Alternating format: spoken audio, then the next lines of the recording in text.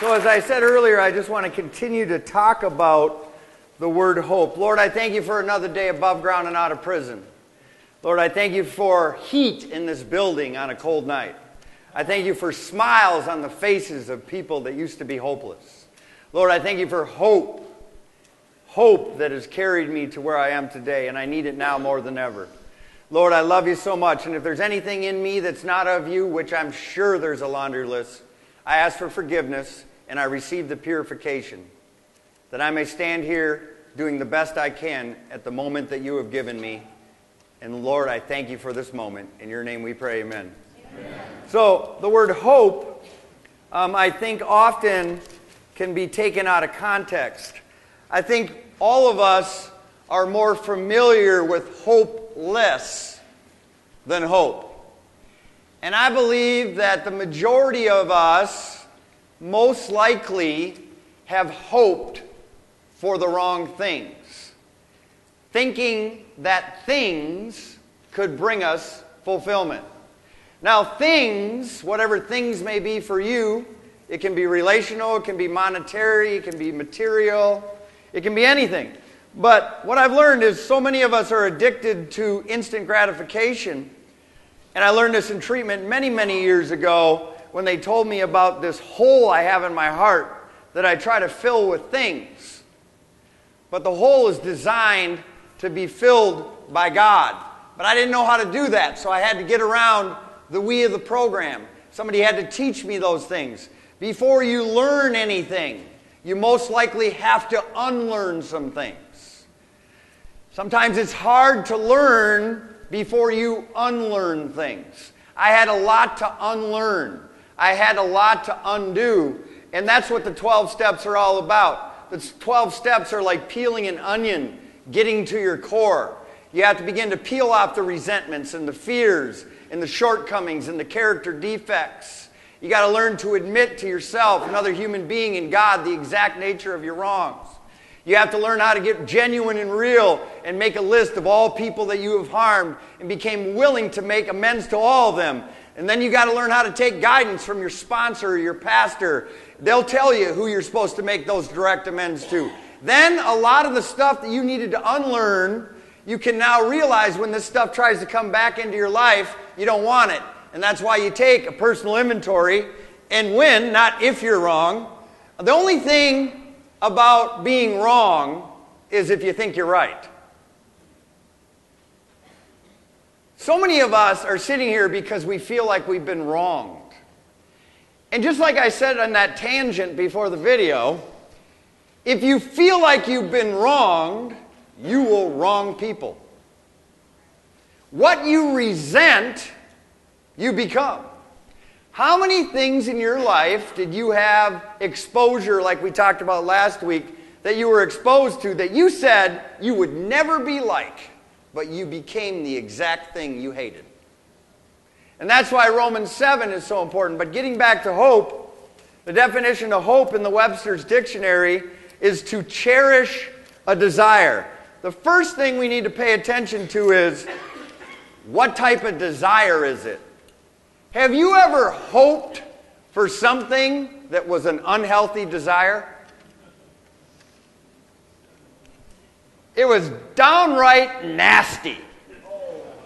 And you were hoping for that bad boy.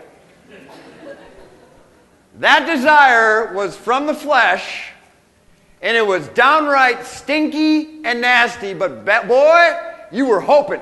Me too. I'm not just talking about you. Whenever I say you, I'm also talking about me, so don't get twisted. But I would cherish those desires. Cherish when I get that money so I can fulfill that desire. I'm talking about a different type of desire tonight. I'm talking about the desire that God can give you and fulfill in you. It says with anticipation. Life is one big anticipation. Think about it. What are you anticipating next that you are not experiencing yet? And the problem is that if life is one big anticipation, how can we possibly ever be present, which is our gift? If we're always anticipating, and here's the thing now, we're not always anticipating the good. A lot of us are so used to failing that we live with the impending doom of the other shoe to drop, but we're not known as the most patient people. So we don't even wait for the other shoe to drop, we force it down. And that's why we're sabotage artists. Like I said earlier, we continuously put ourselves on the bench. But I think life is healthy. I mean, I have healthy anticipations, but if the only thing that can get me through my day is my future, I'm missing the gift. And it says, with anticipation, to expect with confidence and to trust it. Now, you will never wait for something you don't have confidence in. You will never wait for something that you do not trust. Now in Jeremiah 29:11, if for those of us who have had Christian people around us after we went through treatment, after we were hopeless, God promises us to give us a future and hope. For it says, I know the plans I have for you, says the Lord. Now, if you're honest with yourself and you evaluate your history, again, unlearn. We have to evaluate our history so it doesn't continue to affect our destiny. And the key is that how many times in my life, up until I let God take control through a step 3, did my plans work? Some of us tonight got plans. Some of us tonight, nobody knows about our plans. Just us. We're secret agents. See, those guys that left, I love them, but no one knew about their plans.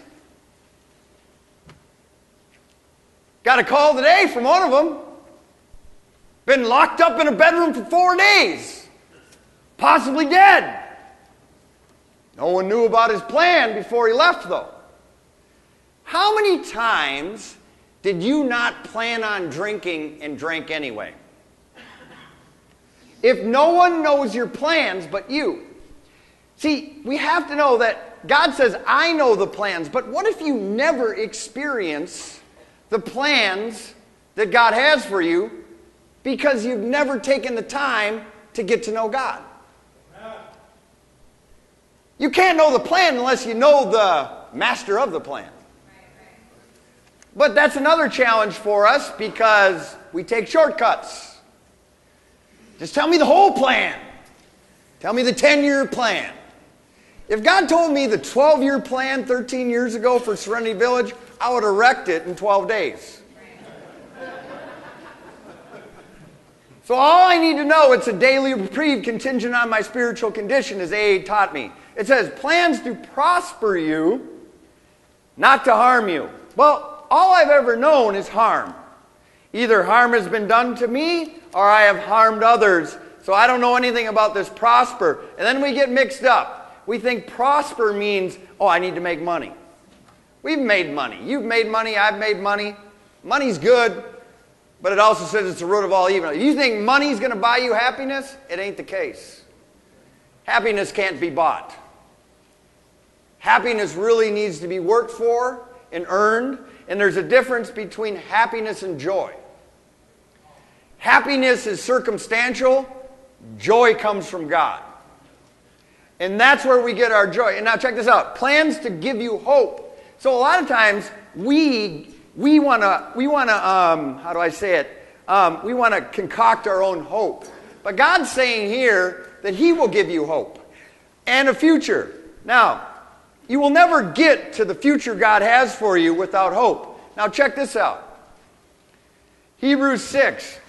Hope is important.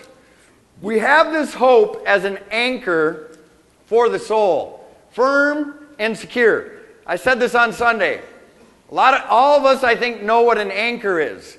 An anchor is designed to keep something in place. An anchor is designed to keep something from drifting.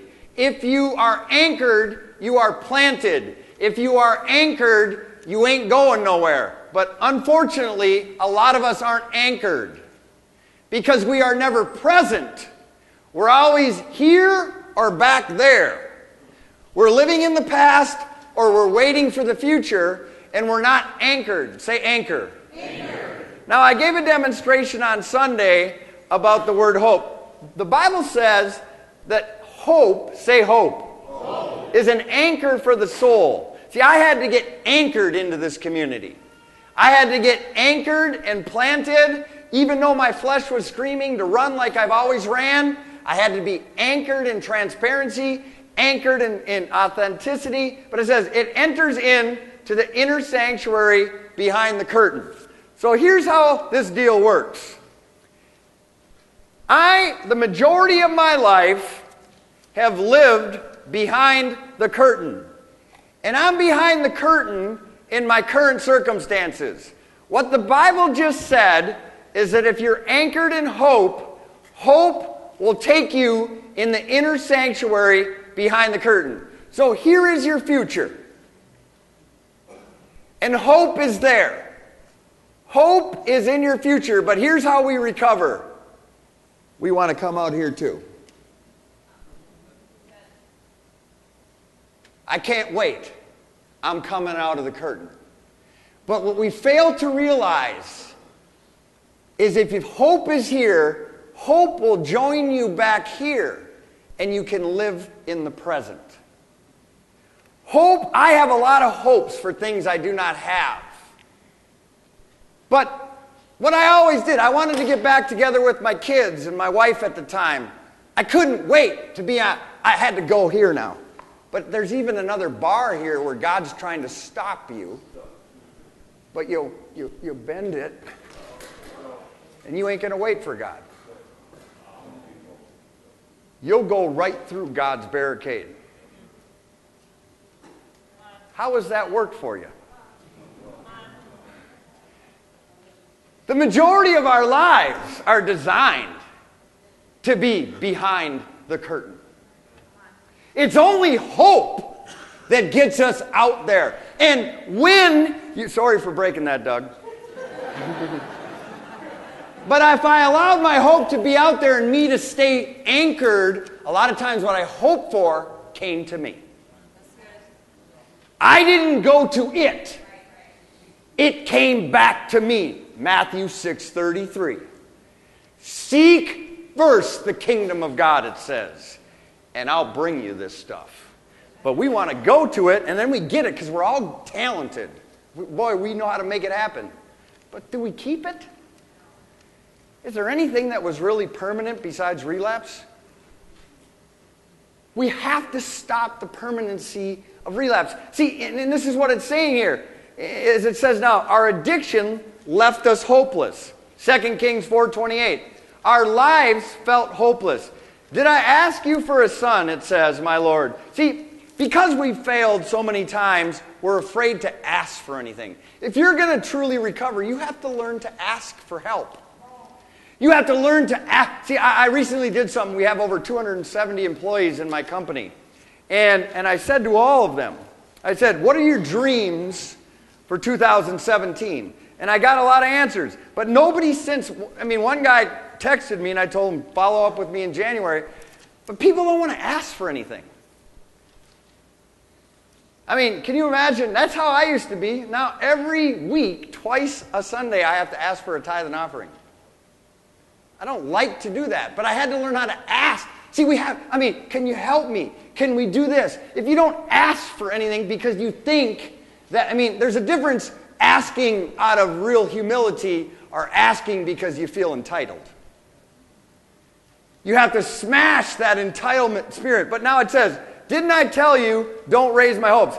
Didn't you get sick of people telling you when you were sick in your addiction, hey, you can recover if you go to treatment. You failed so many times, you didn't want to raise your hopes. I'll never recover. You got to be very careful with the word never. Hebrews 10:23. Our lives were a roller coaster. Let us hold on unswervingly to the hope. See, when you don't hold on to hope, your life, all we do is swerve. A lot of us are swerving in our recovery and we're totally sober. It's one thing to swerve driving drunk. It's another thing to swerve in your recovery because you're not holding on to the right type of hope. For he who has promised is faithful. See, I'm not faithful. I've learned to be faithful, but it's God who is faithful. You cannot say he's not faithful. If you did drugs or alcohol like I did, I should not be here. So that was my starting point. Now it says in Jeremiah 8, our lives were filled with terror. We were a terror. Everything we touched was a terror. We were the type of people that more or less, when they saw us coming, they saw terror. I don't want to live like that anymore. I want my family and loved ones and friends and associates and kids, when they see me coming, they should be happy. But the only way they're going to be happy is if I'm happy. Because you know what? Misery doesn't just love company. Misery demands company. If you are miserable, you will demand that somebody is miserable with you. Because greatness is contagious, and so is misery. So we've learned now that I got to quit swerving, and God is faithful. Jeremiah 8:15. We hope for peace, but no good has come. You remember, I hope that I would stop, but I didn't. I hope that they would let me back in their lives, but they didn't. I hope for peace, but no good has come. A time of healing, but there was only terror. If you're here only to get better, your symptoms will return. But if you're here to get healed of the why behind the what of addiction, why do you drink? Why do you use? Why do you gamble?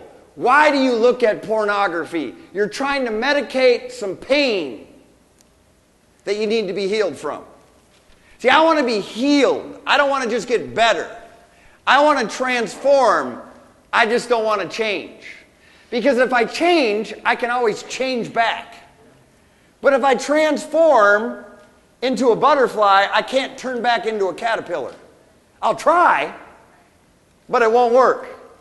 And now it goes on to say, in Job 6:11, our lives drained us and others. What strength do I have that I should still hope? I mean, I come here and I'm at rock bottom. I have no strength left. I'm toast. Drugs took me to my lowest point.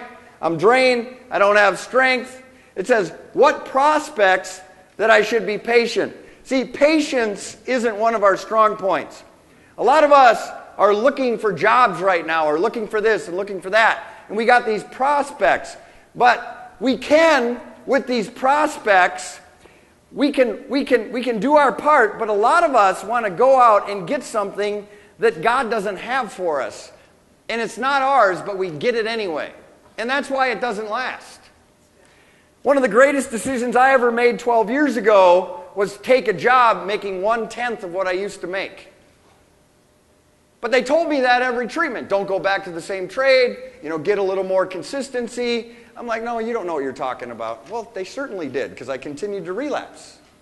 So I began to do what they said I was supposed to do, and it goes on to say, so I had to learn how to be patient. Ask God for patience. You know what God will do? He'll put you in a situation that you have to be patient. You won't just say, oh, patience. No, you'll be in a situation where like, man, okay, God, I asked for patience, now I got to be patient. But it's your choice to be patient. So, I mean, it's so important. It says in Proverbs 13:12, our lives hardened our hearts. A lot of us came here with a closed mind and a hard heart. We have to soften our heart. I always say, when you hit rock bottom, that softens you. If you were to jump out of a window and you would hit the cement, which would be an illustration of rock bottom, it would soften you. If I got Gumby in my hand and he's all twisted up and I go like this to Gumby, he'll flatten out. He'll soften up. But I don't need to go like this anymore to soften up. My job is to keep my heart soft. And let me tell you, this world and people that live in it will test it. Test my heart, test my mind, and test my trust. And it says hope deferred. See, again, we can't wait for it if it's deferred. So we're going to go get it. We're going to get ahead of God's plan. And then we just defer it again. Makes the heart sick. But longing fulfilled is the tree of life. See, we're so good that we can go get what we think is going to fulfill us. But it never lasts. It's temporary. Oh, when I get this job, or I get this girl, I get this cash, or I get this car, or I get this, or they let me back. Yeah, it feels good for a little bit. Just like the dope. Feels good for a little bit, but it wears off. So then you got to go get something else, just like the dope. I got to go get some more dope. And then it wears off. Got to go get some more dope. Then it wears off. Got to go get some more dope. Well, I got to go get her. I got her now. I got to go get some more money. I got some more money. It wears off. I got to go get another company. I buy another company. Oh, I got to go get another company. No, it's not how it works. I got to get one more thing of more. Sought through prayer and meditation to improve my conscious contact with God, praying only for the knowledge of His will and the power to carry it out. That's what I need to get more of. That's the only thing I need to get more of. And if I get more of that, that other stuff's already going to happen. And it really isn't that important. You may say it is if you ain't got it, but you've had it. If it was that important, you wouldn't have flushed it down the toilet. I mean, think about it. How often did you flush your dope down the toilet? Unless you were getting raided. But the thing is that everything that I thought was so important that I had to have, I had no problem losing it in a relapse. So we have to learn that we need to wait for hope, and it's so important to really do that. Now check this out, what it says now. It says, sustain me. That means I got to ask for support. According to your promise, I got to get me out of the way. I will live and do not let my hopes be dashed. I was at a Radiators show. They're like a Grateful Band type band. Years ago, Sean would probably remember this. When I used to play at the Hyatt all the time.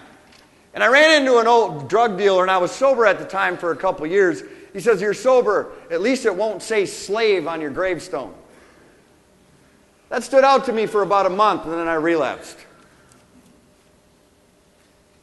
What is your dash going to mean in between the date you were born and the date you died? What will your dash stand for? What will your legacy be? And it says what should we put our hope into?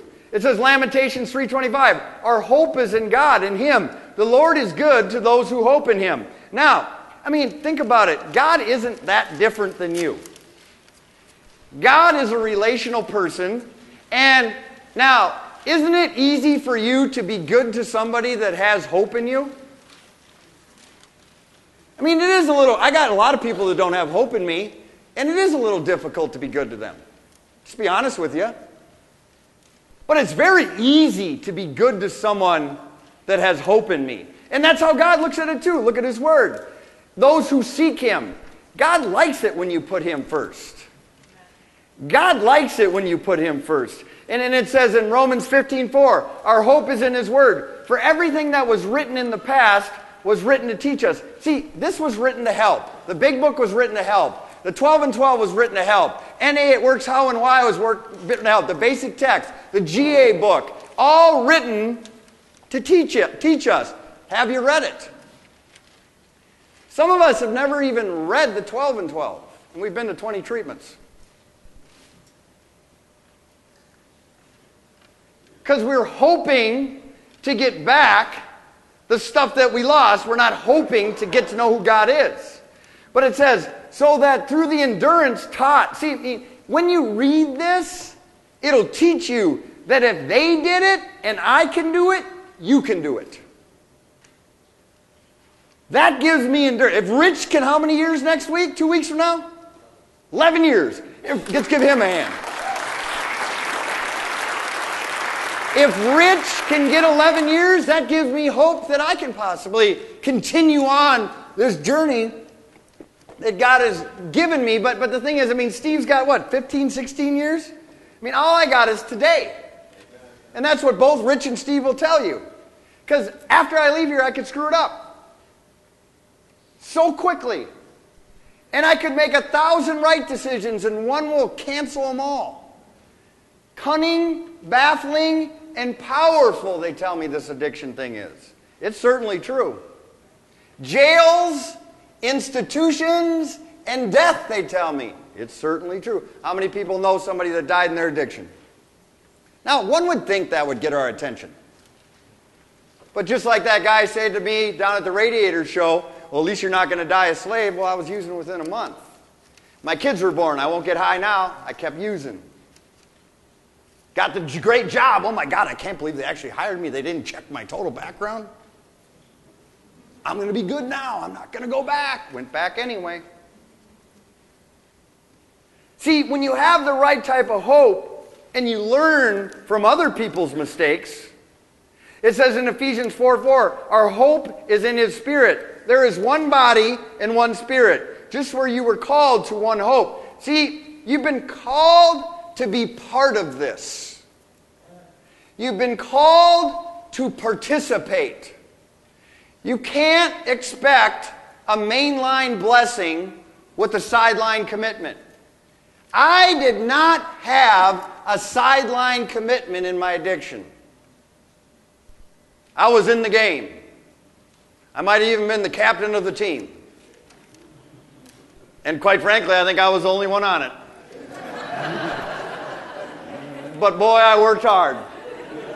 You didn't have to get me up out of bed in the morning because I never slept. I was on the run 24/7, and trust me, that's what I strive for in kingdom business. I'm riding right now on about 2 hours, 3 hours of sleep. But I'm doing the best I can with what I got, and I've been doing that for 12, 13 years.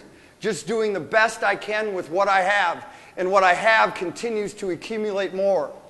And it's still not my driving force. My driving force is people. My driving force is God.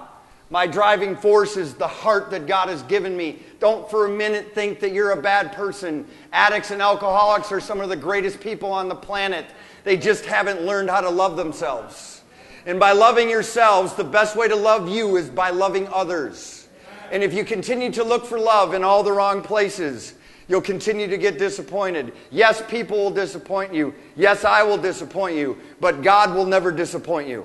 And you will disappoint me too. But if we're really, truly together, we can get through it. But if you ain't really with us, one little hiccup will make you run. That's just how it goes. But if you're honest with yourself, that's how you always lived. I thought the whole purpose of you being here is to change the way you live.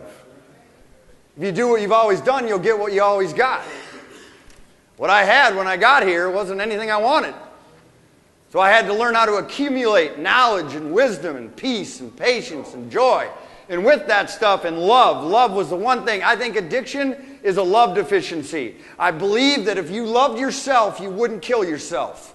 I believe that if you loved yourself, you wouldn't leave your family. You didn't leave your family because you didn't love your family. You love your family. You love your kids. You didn't betray your employer because you're a bad person. No, you don't love yourself. Yeah, it's terrible when I had to look my kids in the eye and they thought I left them because I didn't love them. No, I love you. Well, then why did you leave? If you love me, I didn't know how to love. No one in here is a bad person. No one in here would intentionally hurt somebody even though it seemed like we did. That's not who you are. You're a good person. I'm a good person. We just have done some bad things. But that does not make us a bad person. And you know what? There's over 200 of us will tell you you ain't a bad person. Now why do you want to go hang out with people that tell you you're a bad person? Because one reason, you feel like you're a bad person. So you'll put yourself in a place where they'll confirm that you're bad. I'm not going to be around negativity. I mean, on purpose at least. I can't control it sometimes. I got to communicate with people. But I'm never going to be intentionally around something that's going to drag me down. It ain't going to happen. And we're called this, the benefits of hope. 1 John 3:3, hope in God will cleanse you. You know, we try to cleanse. We think that the key to recovery is detoxing. Well, yeah, the dope is out of my system. The benzos took about 3 to 6 months. You know, I don't like this lingering stuff that went on back in the day and all this, the DTs and the sweats from the cocaine and all that craziness that I went through, I thought that all I got to do is get through this period and I'm good. I forgot about the emotional detox. I forgot about the heart detox, the mental detox. See, it's much more than just detoxing from the thing. I mean, I don't think there's nothing worse than not using and wanting to use every day.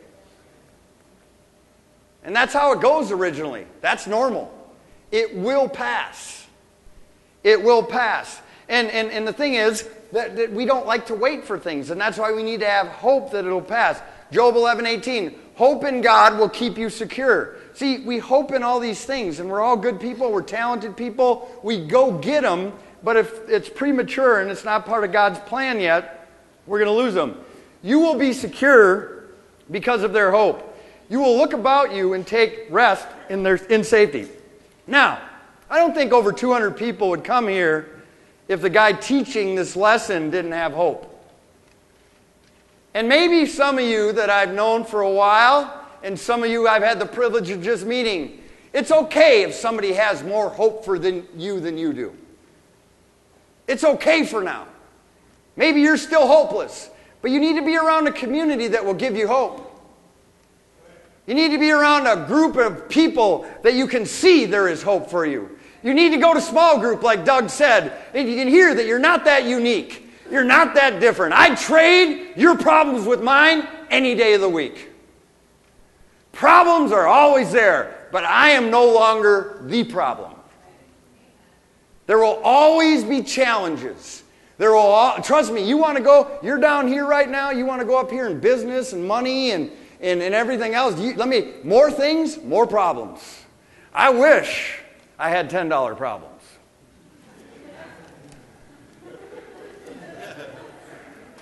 You don't want to know what kind of problems I got. More of anything means more problems. And it's so important that we recognize that truly just be present and be where you're at. But thank God that you and I could come to a place where people had hope, even though we didn't have it yet. It says now in Psalm 33, hope in God will help you wait.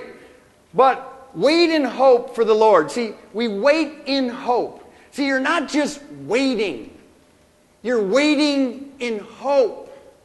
And the challenge we have while we're waiting is whatever we're waiting for, if I'm waiting for a box of Kleenex, okay, because my nose is running, and I'm waiting for this box of Kleenex, and the only thing that is on my mind is this box of Kleenex.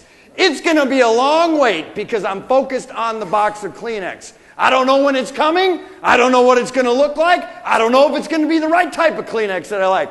But if I'm waiting for the Kleenex and I keep my eyes on him, I'm not keeping my eyes on the Kleenex, my wait is going to be a lot better. And secondly is this: how you wait will determine what you get. I'm telling you, if you didn't get anything else all night long, how you wait will determine, because you ain't going to wait for it. You'll go get it anyway. There's no permanency to it. See, it's so important to, and then by the time we get things that we won't wait for, it's like, okay, well, that ain't all that. Some of you are waiting for a relationship, you get in it, and then you wish you weren't in it.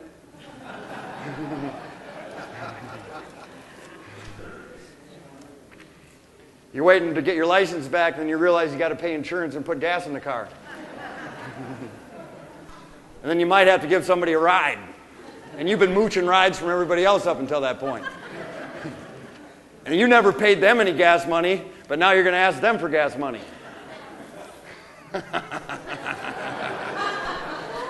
Oh man, if I had time, I could keep going. I've been doing this a long time. Psalm 33, we wait in hope. You got to wait in hope. He is our help. People that have hope ask for help and shield. See, I can ask people to help me. I can ask people to protect me from myself. Do you know the greatest protection you need is from yourself?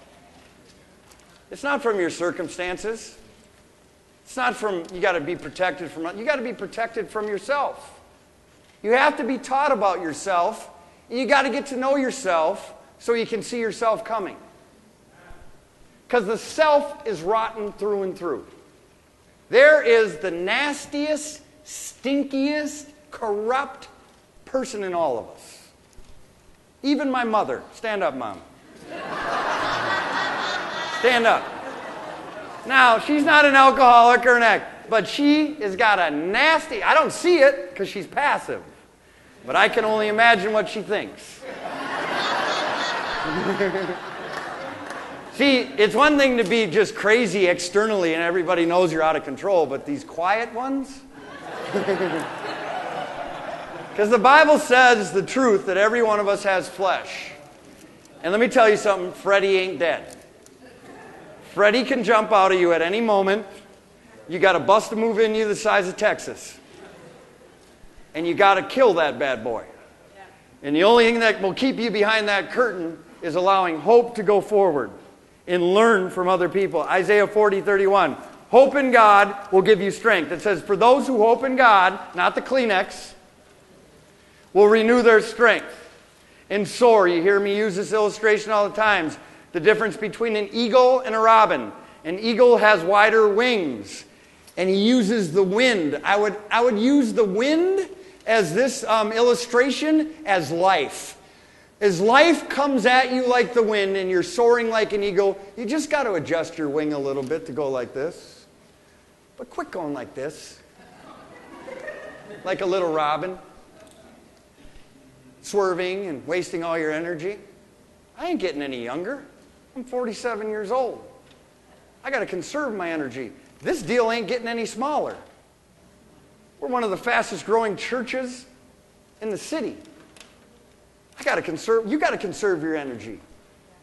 Know what to swing at. Know what a molehill is and know what a mountain is. Don't major in the minors anymore. And it's so important to say, you will soar on wings like eagles. They will run and not grow weary. They will walk and not be... See, you'll know your pace. You hear me say it all the time. Life is not a sprint. It's a marathon. And if you don't enjoy the journey, you won't appreciate the destination. See, the marathon is behind the curtain. The destination is out, but when God brings it in, that's when it stays with you for life. But when you go get it and put hope out the window, I ain't hoping for it no more, I'm going to get it. And you take something that isn't ready for you. God is not like our parents that will enable us. God will never give you something that will hurt you. Like all this freedom and everything else. God knew I'm the sickest guy in the room. I mean, I'll be the first one to tell you, I'm thankful. I don't know that I would study the Word if I didn't have to teach it as much as I do. I'm thankful I'm a teacher. But the thing is, and now check this out, Not only so, but we also glory in our sufferings, Romans 5. Check this out. Because we know that suffering produces something. See, we know how to suffer. But we were suffering in our addiction and we got no reward. You're going to have to suffer in your recovery. But the suffering will produce perseverance. If you don't quit, you'll always win. If you look at your suffering, and you're going to have to suffer, and you're going to want to go on the other side of the curtain. Perseverance is character. You will never stay sober or free without character. Character is doing what you don't want to do so you can do what you want to do. Lack of character is doing what you want to do and you'll end up doing what you don't want to do. But if you do what you don't want to do for long enough, it'll become you. I don't have to debate if I'm coming here on Tuesday. I don't have to wonder if I'm coming here on Wednesday. I love what Stace taught me about 4 years ago. He says, you know what, I don't have to worry about nothing. I know what I'm doing on Monday. I know what I'm doing. See, take the debate out of the question. You're always going to win the debate anyway. Quit fighting yourself. Let somebody else, used by God, put the plan in place for you. My mentor, my pastor, has never told me to do something that has hurt me. Serenity Village will never tell you to do something that will... Now, if you're hurt, everything hurts you. That's why you need to get healed versus getting better. And that takes time. But you will not have the right kind of hope until you learn perseverance and character. Because it says perseverance, then character, then hope. A lot of us are just hanging on to hope without any perseverance or character. And that's why we go right through the curtain. And God puts that barricade right when we're... Now, you know how God works. He gives you that moment of clarity. You hear a voice or somebody says, hey, what's up with you, man? I'm good. You ain't good. But that's the barricade, and you walk right through it into your so-called destiny. As we close tonight, I really want you to look at something that I had to face in Romans 4. It's time to learn the true meaning of hope. Against all hope. The bottom line is this. Against all hope, a lot of people have written us off. And they have every right to do so. And I need you, and I'm praying for you, to go against their hopelessness for you. If it's a family member, if it's the judicial system, if it's the financial system, if it's your children, if it's your profession, I'm praying in 2017 you go against all hope. All of the stuff that they say you can't do. I pray that you wait for it and you go after this year like you've never gone after, with patience, endurance, and character. See, Abraham had to go against all hope. And because Abraham went against all hope, he's the father of many nations. 12 years ago, almost 13, I had to go against all hope. That crackhead's going to start a recovery program. That loser, he can't even see his kids. He's over $100,000 in debt.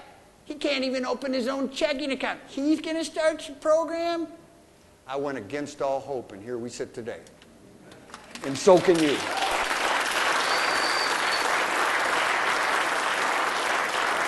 And I would like to tell you, 13 years ago, my circumstances were probably a lot more uglier than yours are today. Everything I owned was in a hefty garbage bag. I had legal problems. I had financial problems. I had family problems. I had health problems. I had clarity problems. I had every problem there was. And it wasn't just a small problem. Because when you do dope like I did it, I had big problems. But my God was bigger than any of those problems. See, what it's saying here is, if you have this type of hope, your offspring will have it. And that made me think today too. My children have hope today. There was a lot of their lives that they had no hope in me. They had no hope in themselves. They had no hope in their future. They had no hope because their dad wasn't present. But today my children have hope. Today my mentees, which are vast in number, have hope. Because I dared to have hope when nobody else but a few people, just probably my parents, had hope in me. And some of you don't have anybody that has hope in you. But that's a lie from the pit of hell. I have hope in you. There's people here that love you that have hope in you. And stick around long enough, you'll have hope in you. This stuff does not happen overnight. If it was easy, everybody would do it. And if addiction was something that everybody could overcome if they really wanted to, it isn't about really wanting to, because you all really want to. You wouldn't be here if you didn't want to. It's much more about that you've got to do the work. You got to get around the right people. You got to do what you don't want to do. Isaiah 57:10, you are not hopeless. You wearied yourself by such things going about, but you would not say it's hopeless. I don't think you might have said it's hopeless, but if you felt you were hopeless, you would not be here tonight. You might think it's hopeless. You might say your life is hopeless. But if you really believe that, you wouldn't have walked in the doors of this church tonight. So there is hope inside. He says, you found renewal in your strength and you did not faint. You know what? You're still here. You're still here. You got the same opportunity as any of us. You are not hopeless. You are full of hope. You are full of the future. You are full of success. You are full of significance. You are full of love. You are full of joy. You are full of patience. And you are full of the best is yet to come. 2017 will be the best year of your life. God bless you.